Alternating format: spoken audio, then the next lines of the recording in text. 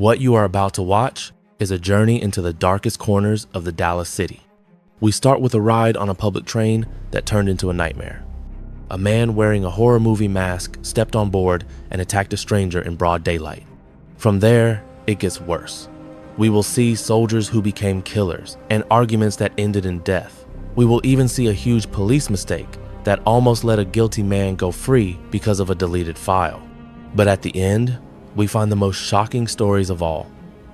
We will meet a man who killed his own family just because they were too loud, and a neighbor who attacked a friend he had known for 40 years. This is the true face of violence in Dallas. Let's begin. Exploring the darkest corners of the human mind. Welcome to Murderize. Case number 1 is that of Harrington Hurdle. On the morning of the attack, a Dallas area rapid transit train was carrying commuters through the city when Harrington Hurdle boarded wearing a hockey mask and carrying an AK-47 style pistol. There was no verbal exchange, no confrontation, and no visible dispute. Within moments of boarding, Hurdle stood in the train car and opened fire, shooting a passenger 9 times at close range inside the moving train. The confined space magnified the danger immediately. Passengers dropped to the floor, crawled between seats, or froze as gunfire echoed off metal walls and windows. The victim collapsed where they had been sitting, critically wounded. Witnesses later told investigators that the shooting appeared sudden and unprovoked. There was no indication the victim was known to Hurdle, reinforcing the conclusion that the attack was random and indiscriminate. The train operator initiated emergency procedures as the chaos unfolded. The train was brought to a stop, and authorities were alerted within minutes. Law enforcement officers boarded the train, secured the scene, and took Hurdle into custody without additional shots being fired. The firearm was recovered, and passengers were evacuated one by one while medical personnel treated the wounded victim and assessed others for injuries and shock. Investigators quickly established a clear timeline. Surveillance footage, witness statements, and physical evidence confirmed that Hurdle intentionally brought a loaded firearm onto public transportation and discharged it repeatedly in a confined public setting. The hockey mask, initially overlooked by some writers as strange or theatrical, was later cited as evidence of preparation rather than impulse. During questioning and subsequent court proceedings, prosecutors emphasized the severity of firing multiple rounds inside a crowded train car where escape routes are limited and bystanders are placed at extreme risk. The case focused heavily on the choice of location, highlighting how mass transit systems depend on public trust and how quickly that trust can be shattered. The legal outcome centered on accountability for an act that endangered dozens of people in seconds. For the passengers who were present, the consequences extended far beyond the day itself. Many reported lasting trauma, heightened anxiety, and an enduring fear of enclosed public spaces. This case stands as a blunt reminder that public violence does not always build gradually. Sometimes it arrives without warning, carried aboard during an ordinary commute, and leaves permanent damage in its wake. In the broader investigation, authorities examined Hurdle's background, weapon acquisition, and movements before boarding the train to determine whether warning signs were missed. Transit officials reviewed security protocols, emergency response timing, and communication procedures after the shooting. The case prompted discussion about safety measures on public transportation and the difficulty of preventing sudden violence in open systems. Ultimately, the incident was documented as a deliberate attack in a shared civic space, reinforcing how routine environments can instantly become sites of extreme harm, leaving consequences that extend beyond the crime scene itself and shaping future policy, preparedness, and public awareness efforts. Case number 2 is that of Micah Johnson. On the 7th of July 2016, during a protest in downtown Dallas, Micah Johnson, an Army veteran, carried out a planned ambush against police officers assigned to protect demonstrators. As the protest proceeded peacefully, Johnson positioned himself above street level and began firing on officers without warning. Within minutes, multiple officers were struck, turning a lawful public demonstration into a rapidly unfolding crisis. Johnson moved deliberately, using cover and elevation to his advantage. Officers attempting to render aid to colleagues found themselves under continued fire. 5 police officers were fatally shot, and several others were wounded. The attack immediately triggered a massive law enforcement response, with nearby streets sealed off and civilians evacuated as authorities attempted to locate and contain the shooter. As officers closed in, Johnson retreated into a parking structure. Negotiators established contact and spoke with him for several hours. During those conversations, Johnson expressed hostility toward law enforcement and stated that he intended to harm officers. Investigators later confirmed that Johnson had planned the attack in advance and brought multiple weapons and ammunition to the scene. With the situation at a standstill and the risk of further casualties high, police commanders made the decision to deploy a remotely operated robot equipped with an explosive device. The robot was maneuvered near Johnson's position and detonated, killing him instantly. It marked the first known use of a bomb-carrying robot by U.S. police to end an active shooter situation. In the immediate aftermath, the city of Dallas entered a period of mourning. The slain officers were identified, honored, and memorialized, while investigators worked to reconstruct Johnson's movements and communications leading up to the attack. Federal and local agencies reviewed his military history, mental health background, and online activity to understand his motivations and whether warning signs had been missed. The case raised significant questions about public safety, protest security, and police response tactics. The use of a robot to deliver lethal force sparked national debate among law enforcement professionals, legal experts, and civil rights advocates. Some viewed it as a necessary last resort to prevent further loss of life, while others warned of the implications for future policing. Ultimately, the Micah Johnson case became a defining moment in modern American law enforcement history. It demonstrated how a single individual could exploit a public event to inflict mass casualties and force unprecedented tactical decisions. The attack left lasting impacts on police training, crowd security planning, and crisis response protocols, while reinforcing the reality that targeted violence against first responders can unfold suddenly, with consequences that extend far beyond the scene itself. In later reviews, officials emphasized coordination failures, communication challenges, and the emotional toll on responders who continued working amid uncertainty. Policy revisions followed, including enhanced sniper detection, expanded emergency medical staging, and clearer command authority during large events.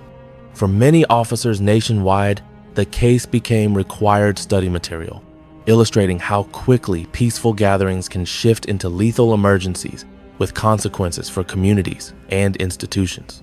Case number 3 is that of Harold Levance Thompson. On the day of the killing, Harold Levance Thompson confronted his girlfriend in a parking lot after learning she planned to travel out of state for an abortion. The disagreement was not spontaneous. Investigators later determined that Thompson had been aware of her decision and strongly opposed it, viewing it as a personal betrayal and a loss of control over the relationship. What followed was not an argument that escalated, but a deliberate act of violence. In the parking lot, Thompson attacked his girlfriend and murdered her in full view of a public setting. There was no evidence of self-defense, provocation, or outside involvement. Witnesses reported hearing the disturbance and seeing Thompson flee the scene shortly after the attack. Emergency responders arrived to find the victim unresponsive. She was pronounced dead, and the area was secured as a homicide investigation. Police identified Thompson quickly based on witness descriptions, surveillance footage, and the known relationship between him and the victim. He was located and taken into custody without incident. During questioning, investigators focused on the motive, uncovering a pattern of controlling behavior and intense opposition to the victim's autonomy and personal decisions. The planned trip for the abortion became the central trigger examined by prosecutors. The case drew immediate attention because of the circumstances surrounding the motive. Authorities were careful to frame the crime not as a political act, but as an act of intimate partner violence rooted in control and coercion. Prosecutors emphasized that the victim was targeted because she exercised agency over her own life, and Thompson responded with lethal force. During court proceedings, evidence presented included prior communications, witness testimony, and forensic findings from the scene. Thompson was portrayed as someone who viewed disagreement as defiance and autonomy as threat. The prosecution argued that the killing was the final expression of an abusive dynamic, not a momentary loss of temper. The verdict brought legal closure, but the case left broader social consequences. Advocacy groups highlighted it as an example of how reproductive decisions can intersect with domestic violence, escalating into fatal outcomes. Law enforcement agencies cited the case in training discussions about recognizing warning signs when control and entitlement are present in relationships. For the victim's family, the loss was permanent and devastating. For the public, the case reinforced a harsh reality. Intimate partner violence often occurs in plain sight and can be triggered by moments where one person refuses to relinquish control. Thompson's actions reduced a private decision into a public homicide, leaving a record defined not by debate or belief, but by irreversible harm and accountability under the law. Case number 4 is that of Michael Smith, known as Miracle Mike. The killing occurred years after Michael Smith's release from prison, a fact that would later become central to the case. Smith, nicknamed Miracle Mike due to his previous survival stories and reputation, lured his wife to a secluded area under false pretenses.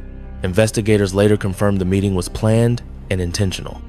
Once isolated, Smith shot his wife, killing her at the scene. There was no struggle reported and no evidence of an accidental discharge. The location was chosen specifically to avoid witnesses, and the timeline indicated premeditation rather than impulse. After the shooting, Smith left the area, and the victim was discovered later when she failed to return home. Law enforcement quickly connected Smith to the crime due to his relationship with the victim and his recent contact with her.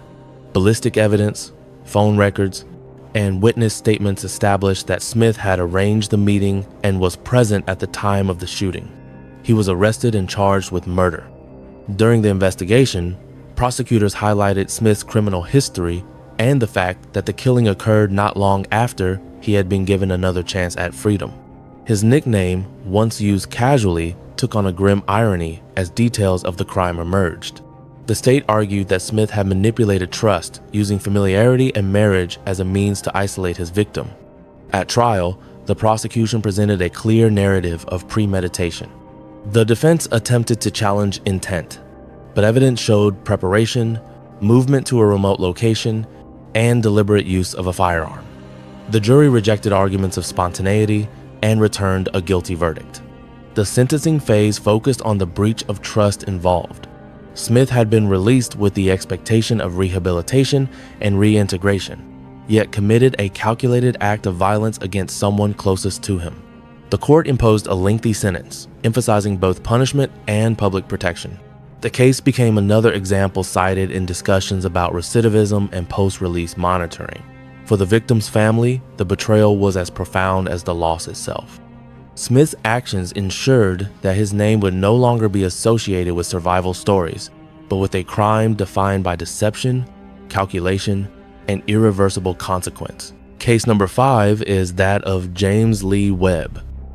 On the day of the killings, James Lee Webb was inside his home with his wife and 2 young sons when he carried out a triple homicide that would later shock investigators by its stated motive.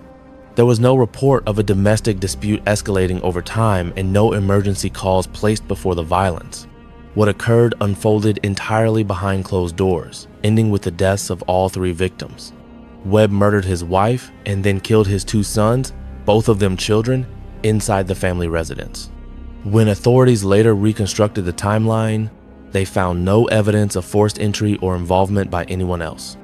The crime scene indicated that the victims were attacked in their own home, a setting normally associated with safety and routine family life. After the killings, Webb did not flee in a manner consistent with panic or confusion. Instead, he eventually came into contact with law enforcement and confessed to the murders. During questioning, Webb stated that he had been overwhelmed by noise in the home and claimed that it caused him a severe headache. Investigators noted the statement immediately, documenting it as part of the official record, while also recognizing its disturbing implications. The confession removed uncertainty about responsibility, but it raised deeper questions about state of mind and accountability. Authorities emphasized that irritation, stress, or sensory discomfort, regardless of severity, could not explain or justify the deliberate killing of a spouse and 2 children. Prosecutors framed the murders as an act of total familial annihilation rather than a loss of control. Forensic analysis confirmed that the deaths occurred in close succession, suggesting a continuous course of action rather than a single impulsive act. The victim showed no signs of outside interference, and evidence supported the conclusion that Webb acted alone. The home was secured, and the case moved quickly from investigation to prosecution due to the confession and physical evidence. During court proceedings, Webb's own statements became central. The prosecution highlighted the stark contrast between the explanation he offered and the magnitude of the harm inflicted. Expert testimony addressed issues of stress, mental health, and criminal responsibility, but the focus remained on the intentional nature of the acts. The court rejected any implication that the killings were accidental or unavoidable. The sentencing phase underscored the irreversible consequences of the crime. The judge emphasized that Webb had extinguished 3 lives, including those of his own children, and destroyed an entire family unit in a single episode of violence. The sentence imposed reflected both punishment and the need to protect society from further harm. For the broader public, the case became a disturbing example of how ordinary domestic environments can conceal extreme violence. It challenged assumptions about warning signs and highlighted the limitations of predicting such acts before they occur. James Lee Webb's confession closed the legal question of who was responsible, but it left behind a crime defined by its simplicity, its brutality, and the unsettling reality that the explanation offered could never match the scale of the loss. Case number 6 is that of Andre Stephen Buggs. The crime occurred after decades of familiarity between Andre Stephen Buggs and his elderly neighbor. Buggs, a registered sex offender, had lived near the victim for years, building a relationship that appeared stable and uneventful. The victim, an 87-year-old man, trusted Buggs, a trust that would be fatally exploited. On the day of the murder, Buggs attacked his neighbor inside or near the victim's property, using a piece of concrete as a weapon. The assault was brutal and direct. The victim sustained fatal injuries and was pronounced dead at the scene. There was no evidence of forced entry or a struggle involving multiple people, pointing investigators towards someone the victim knew. Police identified Buggs as a suspect quickly due to the proximity, his criminal history, and witness accounts placing him near the scene. Physical evidence and forensic findings linked him to the attack. When questioned, Buggs was unable to provide a credible explanation for his actions, and investigators concluded the murder was a violent betrayal rather than a random act. Prosecutors emphasized the disparity between the victim's age and vulnerability and Buggs' physical advantage. The case centered on the abuse of trust developed over nearly 40 years. Authorities highlighted that the victim did not perceive Buggs as a threat, which allowed the attack to occur without resistance or warning. During court proceedings, Buggs' status as a registered sex offender was introduced to establish context and risk assessment, though the murder charge itself focused on the act of homicide. The prosecution described the killing as senseless and opportunistic, arguing that long-term familiarity had been weaponized. The jury convicted Buggs, and sentencing reflected both the severity of the crime and the victim's vulnerability. The court underscored that trust built over time does not mitigate violence, but instead deepens its impact. The case left a lasting impression on the community, serving as a stark reminder that danger can come from the most familiar sources, and that longevity of association is not a safeguard against extreme harm. Case number 7 is that of Jonathan Pitts. The case against Jonathan Pitts unraveled not because of a lack of allegations, but because of a catastrophic failure inside the criminal justice system. Pitts was facing serious murder charges when prosecutors disclosed that critical police evidence tied to his case had been permanently deleted. The loss was not partial or limited. A total of 22 terabytes of data, including body camera footage, dash camera recordings, interview videos, and digital case files, had been accidentally erased by the city. The deletion occurred during a data migration process within the police department's digital storage system. What should have been a routine technical operation instead wiped out years of investigative material across multiple cases. Pitts' prosecution became one of the most severe casualties of the failure. Without the evidence, the state could no longer meet its burden of proof. Prosecutors informed the court that the missing data included material essential to trial preparation and disclosure obligations. Defense attorneys argued that the loss irreparably damaged Pitts' right to a fair trial, as neither side could review, challenge, or contextualize the evidence that once existed. The court agreed that the destruction was irreversible and fundamentally compromised the case. As a result, Pitts, despite being accused of murder, was released on bond. The decision was not a declaration of innocence, but a legal consequence of procedural collapse. The ruling sent shockwaves through the community, particularly among the victim's family, who learned that the case could no longer proceed as originally charged. The fallout extended beyond Pitts himself. City officials launched internal investigations to determine how the deletion occurred and why safeguards failed. Police administrators acknowledged that the loss affected numerous cases, but Pitts' release became the most visible example of the consequences. The incident raised urgent questions about digital evidence management, accountability, and the growing reliance on technology in criminal prosecutions. Public reaction was swift and polarized. Some focused on Pitts as a dangerous individual returned to the community, while others emphasized that constitutional protections require cases to be proven with evidence, not assumptions. Legal experts cited the case as a warning that technological negligence can undo years of investigative work in seconds. For the justice system, the case became a case study in systemic failure. For the victim's family, it represented a second trauma, not only the loss of life, but the loss of resolution. Jonathan Pitts' release underscored a harsh truth. Even the most serious allegations can collapse when institutions fail to preserve the proof required to hold someone accountable under the law. Case number 8 is that of Kivas Holland. Kivas Holland was already known to law enforcement as a repeat offender when the incident at a Walmart escalated into violence. On the day in question, store employees reported Holland for taking upskirt photographs of women inside the store, an act that constituted both a privacy violation and a criminal offense. Police were called to respond before Holland could leave the premises. An off-duty police officer working security or present in the store attempted to detain Holland. Rather than comply, Holland resisted. The encounter quickly turned physical. Investigators later confirmed that Holland violently assaulted the officer in an attempt to escape arrest. The struggle unfolded in a public retail space, placing shoppers and employees at risk. During the altercation, Holland fought aggressively, disregarding commands and continuing to resist even as additional assistance was requested. The officer sustained injuries while attempting to subdue him.